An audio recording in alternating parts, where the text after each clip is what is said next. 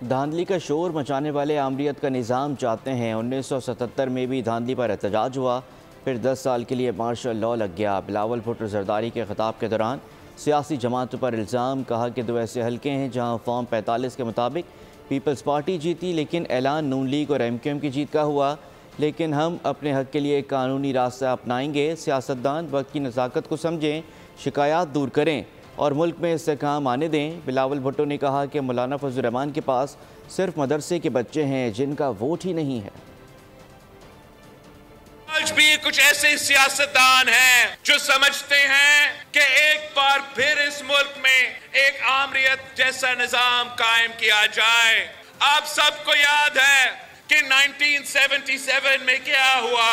پہلے دھاندلی کا شور اٹھا اور 10 سال سے زیادہ ہمیں اس عامر ضیاء جیسے آمریت کو بھگتنا پڑا۔ میرے پاس ایسے بھی فارم 45 ہیں جہاں میرا فارم 45 پہ پاکستان پیپلز پارٹی کا امیدوار جیت چکا ہے، مگر اعلان تو کہیں مسلم لیگ نواز کا ہوا ہے، تو کہیں متحدہ قومی موومنٹ کا اعلان ہوا ہے۔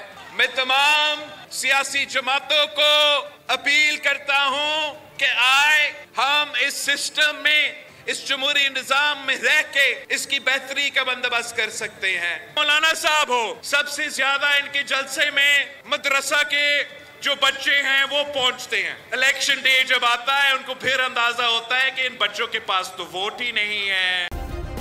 سبسکرائب کریں اور بیل دبائیں تاکہ کوئی خبر رہ نہ جائے۔